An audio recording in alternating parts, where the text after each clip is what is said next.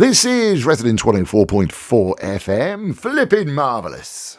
How you doing? It's Nick Hennegan with you once more on Literary London and, of course, on bohemianbritain.com. And we're going to get festive this time. Yeah, I'm not sure when you're listening to this, and of course the glory of podcasts and catch-up is that you can listen to it at any time. But no, it's the first week of December in the year of our Lord, 2022. So, well, that was a bit loud, wasn't it? So I thought we'd get a bit festive, sort of get in the mood, you know, like most commercial people do. Mind you, they tend to start in the middle of October, don't they? Yeah, well. So we're justified. And I'm also particularly Christmassy because my production of A Christmas Carol is touring the United Kingdom at the moment. I adapted the classic, Charles Dickens' classic. I also directed it, and it's a one-person performance of Charles Dickens' A Christmas Carol. The first time I did it was actually as a reading at the beautiful Fitzrovia Chapel in Fitzrovia in London, W1. With Guy Masterson, who I've known through... Actually, I first met Guy when we did the Dylan Thomas Centenary a few years ago, organised by Griff Rhys-Jones. That was where I first bumped into Guy. Oh, excuse me. Sorry. I need to turn that off, don't I, really? It's NASA. NASA's live now. Yeah, NASA always are in touch. Do you know what they're like, that NASA? Cool. Blimey, now leave me alone, NASA. So Guy Masterson came along, and he was rather good. And we decided to make a complete show of it, and so it is now a complete show. In fact, I say it's been a complete show for a few years. It toured the USA, and I think it's going to go to the USA next Christmas as well.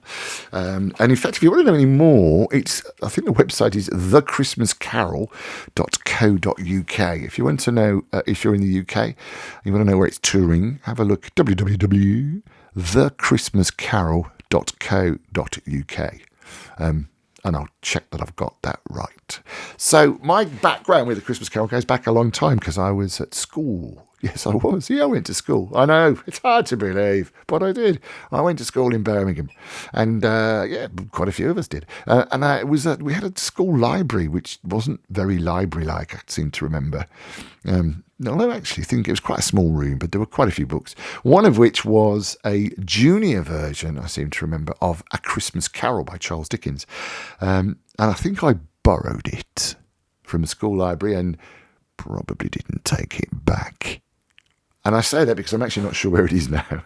But I do remember, as a young adult, still having this book, and it had got the school stamp inside. Maybe they knew about it. I was a precocious child, darlings. Oh, gosh, yes, I was. Years later, funnily enough, I was at Wheelers Lane Junior School, and then I failed my 11 plus, which you had to do. It's an insidious, not a very good scheme for most people. It turns out I'm slightly dyslexic, but I didn't know that at the time.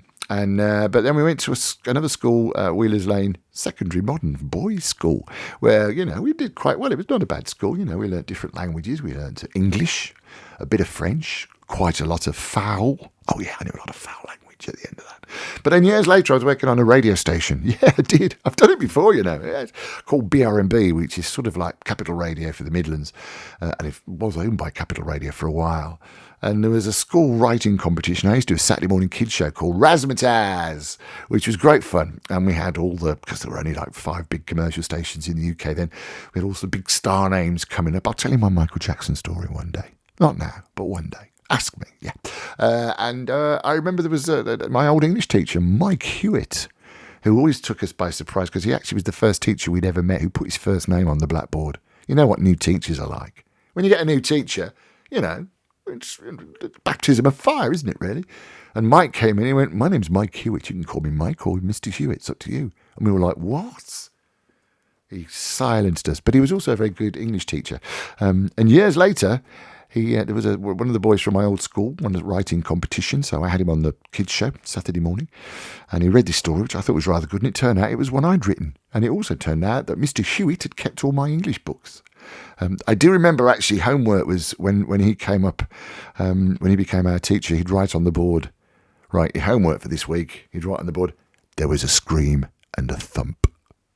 A lot of the kids going, "What?" But that got me going, that did. And in fact, I must have been one of the only times where mum and dad at home would go, "Stop doing your homework and go to bed." Anyway, that was my introduction to literature. And he kept all my books, which I thought was very sweet of him. Don't know where he is now. Ran away screaming when he saw me again. But so, Christmas Carol and school. And good teachers. I don't know how I got into teachers from that, but good teachers can make a massive difference. It obviously kept me, he sort of got me writing, and he kept me as poor as I am now. Thanks, Mike Hewitt. Why didn't you make me become a programmer or go and work at a factory? Yeah, all right. But Christmas Carol was with me for years and years and years.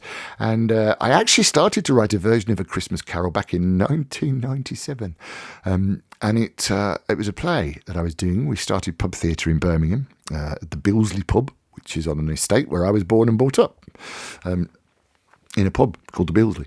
I wrote a play, and it ended up being called A Ghost of a Chance. But it started off me having a go at writing A Christmas Carol, which is why the two characters in it are Bob and his son.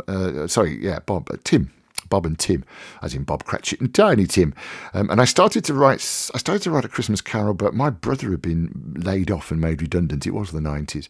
And then, because his wife had got, I'm sure he won't mind me saying this, because his wife had got a part-time job, they ended up being evicted from their house, him and his 4 kids, them and their 4 kids. And the house stood there for about 2 years doing nothing. And I was really quite outraged about this. So I ended up writing the story of Bob, not Bob Cratchit, but Bob, a bloke who is made redundant and has a bit of a difficult time. And anyway, I won't bore you with that now, but it went quite well. It actually won an award. Oh, yes, from the Royal National Theatre, my loves. Yeah, Guinness Award for pub theatre. And we got some money, and there was a small boy in it, Justin, who was great, Justin Towler, and a star name, Paul Henry, who will be forever known to Midlanders as Benny in Crossroads, which was a massive soap back in its day, and directed by the incredibly clever John Adams, who not only started the Payne's Plough writing theatre company years ago. They called it Payne's Plough after the pint they were drinking in the pub they were at. He's a good lad, is John Adams. Oh, yes. And he also then ran Bolton, Octagon and Birmingham Rep, and then somewhere down south, whose name I forget now. But he came and directed it. So it was a fantastic cooperation. All started really by me borrowing that book of A Christmas Carol from Wheelers Lane Junior School Library. So thank you, Wheelers Lane Junior School Library. A copy of Ghost of a Chance is now in the British Library. So it kind of went on. So this version that we did, a one-person version, using Guy Masterson, who has been doing one-person shows for years, and he's quite a good actor as well. I worked him quite hard, I have to say. He put out an email or a tweet before he started saying no more drink now for December, because he's touring, it was at the end of November actually, touring from the end of November until January. And I do work him quite hard for a one person. What does he say? He wrote a tweet saying that actually it's proven that an actor in a 2-hour show will burn more calories than an office worker will over 8 hours. And Christmas Carol, I did push him quite hard. He does quite a lot of dancing. He gets a little bit dump, shall we say.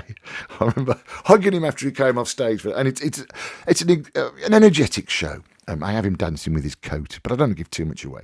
So, yes, have a look at thechristmascarol.co.uk, thechristmascarol.co.uk, and you can see what dates. We're in London on the, I've got my book somewhere. We're actually coming into, but you might not be here, but if you're around, it's at the fantastic place called the London Welsh Centre. When is that? Yes, Monday the 12th of December, so I should probably pop along there and see it. It's also at the Playground Theatre as well for a few dates, and like I say, all over the country.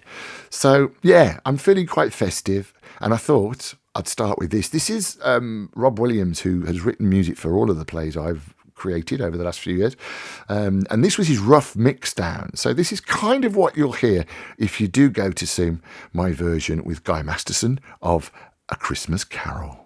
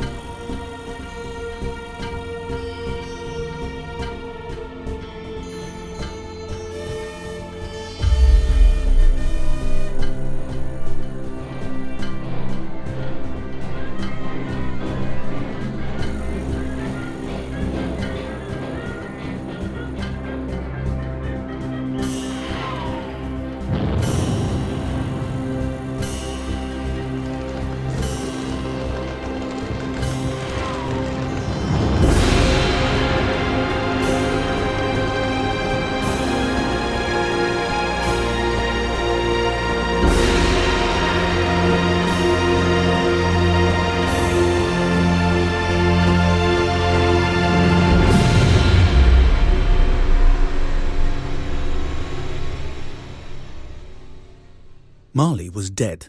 There's no doubt whatever about that. The register of his burial had been signed by the clergyman, the clerk, the undertaker, and the chief mourner. Scrooge was chief mourner, and Scrooge's name was good in the city for anything he chose to put his hand to. Marley was dead as a doornail, though coffin nail would be, to me, far more appropriate. And Scrooge knew he was dead. Of course he did. How could it be otherwise? Scrooge and Marley were partners for I don't know how many years. Scrooge was his sole executor, his sole administrator, his sole assign, his sole residuary legatee, his sole friend, and sole mourner. And even though Scrooge was not so dreadfully cut up by the sad event, he was an excellent man of business on the very day of the funeral, and solemnized it with an undoubted bargain. Scrooge never painted out old Marley's name. There it stood years afterwards above the warehouse door, Scrooge and Marley. Sometimes people new to the business called Scrooge Scrooge, and sometimes Marley, but he answered to both names. It was all the same to him. Oh, but he was a tight-fisted hand at the grindstone, Scrooge, a squeezing, wrenching, grasping, scraping, clutching, covetous old sinner, hard and sharp as flint, from which no steel had ever struck out generous fire. Secret and self-contained and solitary as an oyster, the cold within him froze his old features, nipped his pointed nose, shriveled his cheek, stiffened his gait, made his eyes red, his thin lips blue, and spoke out shrewdly in a grating voice. External heat or cold had little influence on him. No warmth could warm, nor wintry weather chill him. No wind that blew was bitterer than he.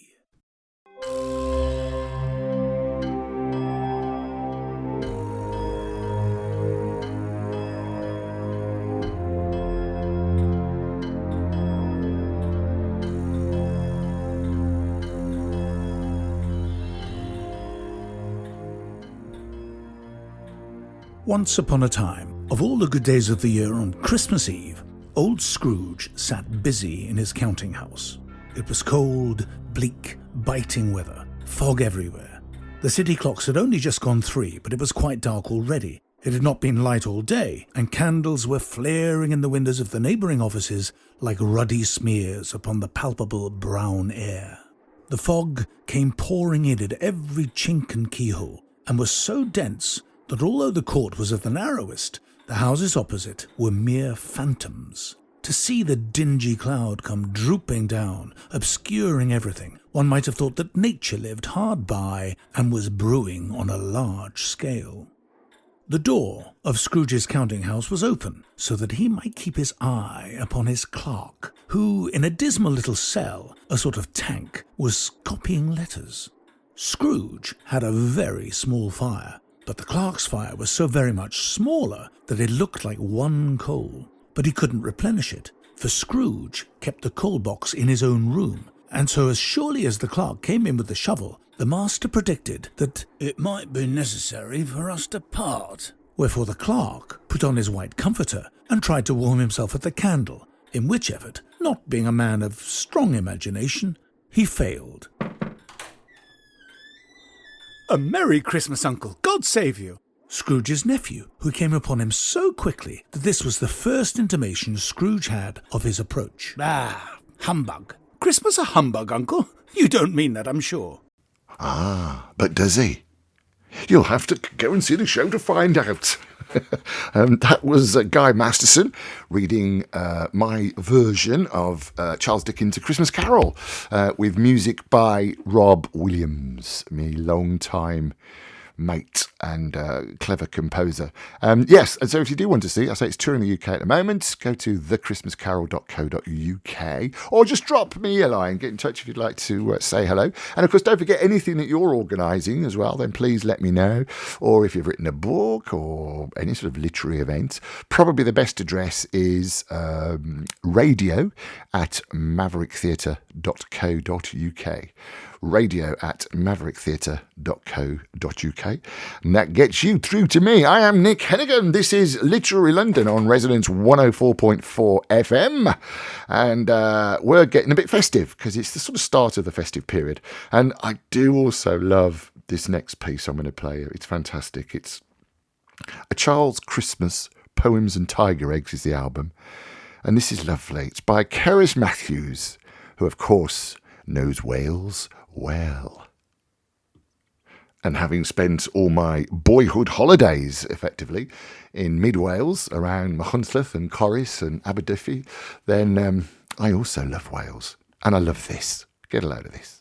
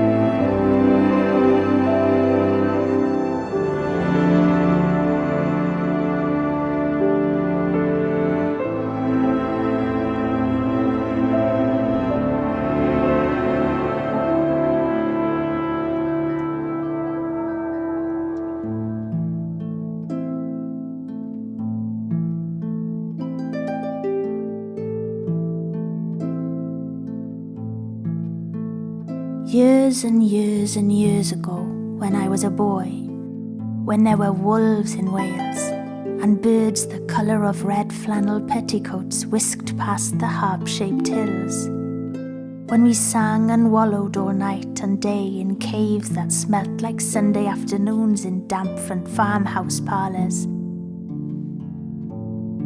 and we chased with the jawbones of deacons the English and the bears.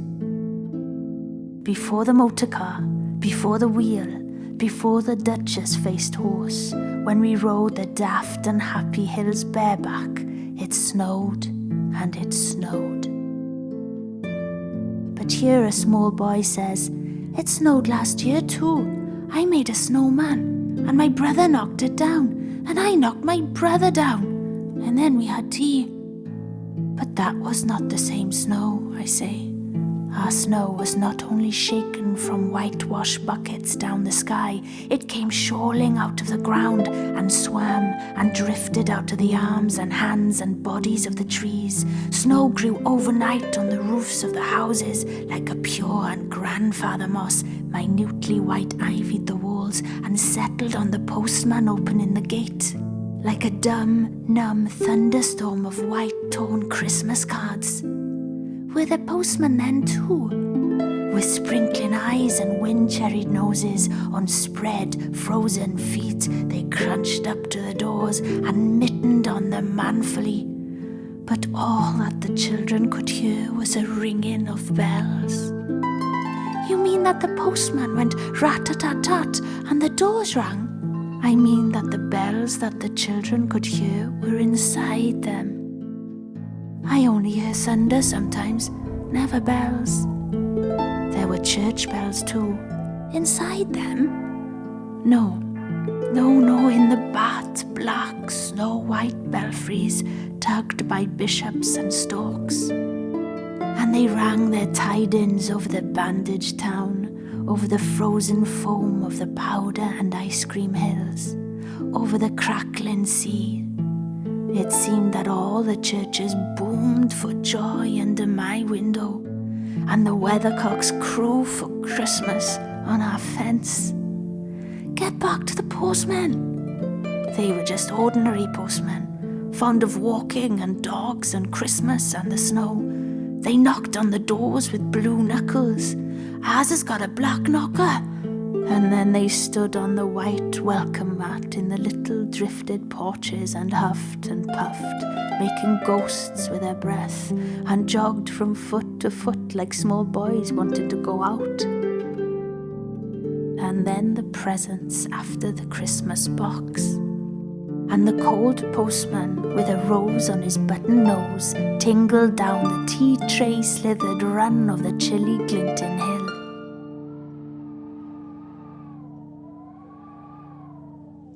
He went in his ice-bound boots like a man on fishmonger's slabs.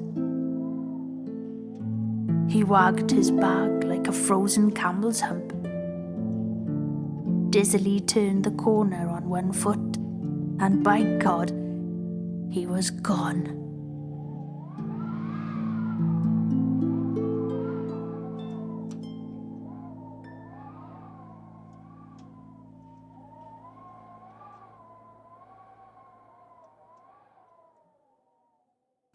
Ah, isn't that lovely? Years and years ago, featuring Catherine Finch. That was Cerys Matthews and A Child's Christmas in Wales, extract from by Dylan Thomas. Yeah, and in fact, you know what? There's another track from that. I'm going to play it right now. This is the Reverend Eli Jenkins Prayer from Under Milkwood. I shouldn't do the accent, should I? I can do. Oh, I'm an honorary Welshman. For I am Welsh, you know good, my countrymen. Henry V, William Shakespeare.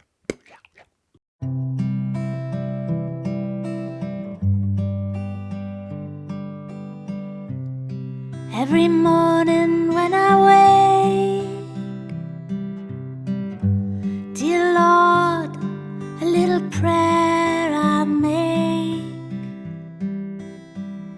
Oh, please do keep thy lovely eye on all poor creatures born to die. And every evening at sundown, I ask a blessing on the town, for whether we last the night or no, I'm sure is always touch and go. We are not holy, bad, nor good, who live our lives under milkwood. And now I know we'll be the first to see our best side, not our worst. So let us see another day. Bless us all this night, I pray. And to the sun we all will bow and say goodbye.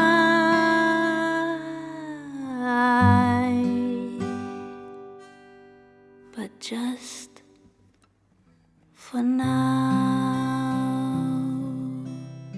amen.